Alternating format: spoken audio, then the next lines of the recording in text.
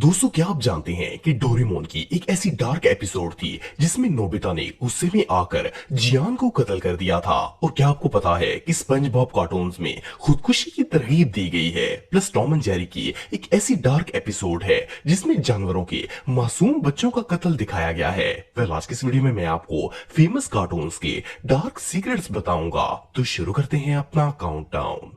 Sponge Bob. दोस्तों, ये cartoons न सिर्फ बच्चों बल्कि बड़ों के भी फेवरेट माने जाते हैं। वैसे तो स्पंज बॉब की सारी एपिसोड्स काफी इंटरटेनिंग होती हैं, लेकिन 2012 में इन कार्टून्स की एक ऐसी एपिसोड रिलीज हुई थी जिसे देखकर बच्चे तो क्या, बड़े लोगों का भी जहन खराब हो जाएगा। स्पंज बॉब की इस एपिसोड का नाम आर यू हैप्पी नाउ था और इसे 31 मार्च 2012 को रिलीज किया गया था। इस एपिसोड में स्पंज बॉब का दोस्त स्क्विडवार्ड बहुत सैड होता है। इसे लगता है कि वो दुनिया का सबसे अनहैप्पी इंसान है और इसके पास कोई अच्छी मेमोरी नहीं है। स्पंज बॉब इसे खुश करने की बहुत कोशिश करता है, लेकिन वो इसमें नाकाम हो जाता है और स्क्विडवर्ड इतनी गहरे डिप्रेशन में चला जाता है कि कई दिनों तक अपने आप को रूम में लॉक कर लेता है। इवन इस एपिसोड में ये भी दिखाया गया कि स्क्विडवर्ड अपने आप पर इतनी टेंशन और स्ट्रेस सवार कर लेता है कि वो खुदकुशी करने तक पहुंच जाता है। वो एक रस्सी को पंखे से बांधकर पहले एक स्नेल को लटकाता है और फिर अपने आप को मारने की कोशिश करता है ताकि टेंशन से जान छुड़ा सके।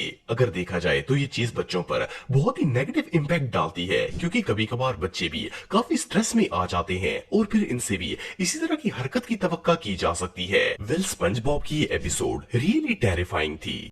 डोरेमोन। दोस्तों, डोरेमोन एक ऐसे कार्टून है जो हमेशा से ही क्रिटिसिज्म का शिकार रहे हैं। इसकी वजह यह है कि इन कार्टून्स में ज्यादातर नेगेटिविटी दिखाई जाती है जिसका बच्चों पर बहुत ही बुरा असर पड़ता है। आपको जानकर हैरानगी होगी कि 1973 में डोरेमोन की कुछ एपिसोड्स रिलीज की गई थी जो बच्चों के लिए इस हद तक मिसलीडिंग थी कि इन्हें फौरन बैन कर दिया गया था। फॉर एग्जाम्पल, इन एपिसोड्स में नोबिता को एक चालाक और इंतहाई गुस्से वाला बच्चा दिखाया जाता है। इसे इतना शदीद गुस्सा आता है कि एक दिन तो ये जियान को गुस्से में आकर कत्ल ही कर देता है। सिर्फ इतना ही नहीं, बल्कि डोरेमोन जो कि एक एलियन रोबोट होता है और इसके पास बहुत सारे गैजेट्स होते हैं, लेकिन इस सीरीज में डोरेमोन इतना बेवकूफ होता है कि इसे इन गैजेट्स को यूज करना नहीं आता और वो हर किसी का नुकसान करता है। मोर ओवर, कुछ एपिसोड्स में तो डोरेमोन और नोबिता इतनी डरावनी आवाजें निकालते हैं कि इन्हें सुनकर बच्चे डर जाते हैं। ये सब चीजें बच्चों के लिए इतनी नेगेटिव और मिसलीडिंग थी कि ये सीरीज बंद कर दी गई थी। बाद में इन कार्टून्स में बहुत सारी चेंजिंग्स की गई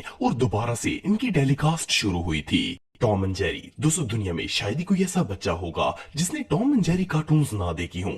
वैसे तो इन कार्टून्स को बच्चों के फन और एंटरटेनमेंट के लिए बनाया जाता है, लेकिन क्या हो अगर मैं आपसे कहूं कि टॉम एंड जेरी कार्टून की कुछ एपिसोड्स ऐसी हैं जिनमें ह्यूमन सोसाइटी की डार्क रियलिटीज भी दिखाई गई हैं। फॉर एग्जाम्पल, 1949 में टॉम एंड जेरी की एक एपिसोड रिलीज हुई थी जिसका नाम हेवनली पुस था। इस एपिसोड में भी as usual Tom and Jerry की नॉन स्टॉप फाइटिंग होती है, लेकिन इस दौरान टॉम पर सीढ़ियों से एक पियानो गिरता है जिससे इसकी डेथ हो जाती है। इसके बाद दिखाया जाता है कि टॉम की सोल एक एक्सकेलेटर के जरिए हेवन में पहुंच जाती है जहां एक गोल्डन ट्रेन इसका वेट कर रही होती है। लेकिन अचानक वहां पर एक बोरी में बंद 3 नन्हे बिल्ले आ जाते हैं। जब ये बिल्ले बोरी से बाहर निकलते हैं तो इनसे पानी के कतरे गिर रहे होते हैं। देखने में तो ये एक आम सा सीन लगता है, लेकिन असल में इस एपिसोड में ये दिखाया गया है कि इन बच्चों को किसी ने बोरी में बंद करके पानी में फेंक दिया था जिससे इनकी डेथ हो गई थी और अब ये डूबकर जन्नत में पहुंच गए थे। अफसोसनाक बात यह है कि ये एपिसोड हकीकत पर मबनी है, क्योंकि हमारी सोसाइटी में इसी तरह एनिमल अब्यूज किया जाता है और कई लोग जानवरों के साथ ऐसा ही सलूक करते हैं जैसा टॉम एंड जेरी की इस एपिसोड में दिखाया गया है। Phineas and Ferb. दोस्तों, 2007 में रिलीज होने वाले ये कार्टून भी किसी कंफ्यूजन से कम नहीं है। इनमें इस हद तक नेगेटिविटी और मिसलीडिंग दिखाई गई है कि इन्हें देखने के बाद बच्चे कभी भी आपस में प्यार से नहीं रह सकते।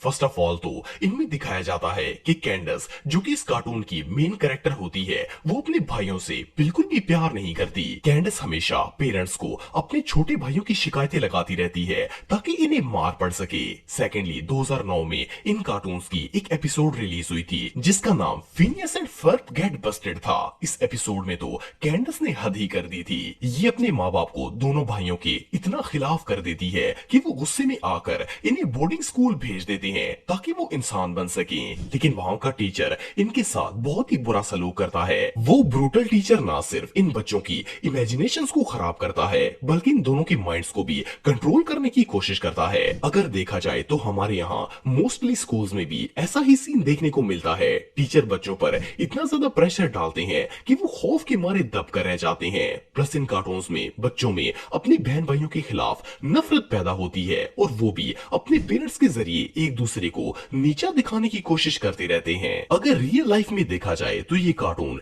किसी भी लिहाज से एंटरटेनमेंट नहीं है बल्कि इनसे तो नेगेटिविटी ही फैल रही है। करेज द गॉडली डॉग। दोस्तों ये कार्टून्स बहुत सारे बच्चों के फेवरेट हैं। इन कार्टून्स में करेज एक डॉग है जो बहुत ही डरपोक होता है। ये अपने ओनर्स के साथ एक फार्म में रहता है। अगर इन कार्टून्स की डार्क एपिसोड्स के बारे में बात की जाए तो इनकी एक या दो नहीं बल्कि सारी की सारी एपिसोड्स में ही कुछ न कुछ अनयूजुअल देखने को मिल जाता है। फॉर एग्जाम्पल करेज का ओनर यूटस इसे हर वक्त एब्यूज करता रहता है। बच्चे जब इस तरह की कार्टून्स देखते हैं तो वो भी जानवरों को इसी तरह हर्ट करने की कोशिश करते हैं क्योंकि इन्हें लगता है कि ये कोई बुरी बात नहीं है। मोरओवर इन कार्टून्स में दिखाया जाता है कि करिश को अक्सर जिन, भूत और एलियंस वगैरह नजर आते हैं जो कि इसकी ऑनर्स को नजर नहीं आते। करज इनसे बहुत डरता है और खुद ही इनसे लड़ने की कोशिश करता रहता है। इन कार्टून्स को देखने के बाद बच्चा भी हर चीज से डरने लगता है। आल्दो इनमें कोई रियलिटी नहीं होती लेकिन बच्चों के लिए ये एक इमेजिनेशन हॉरर बन जाता है।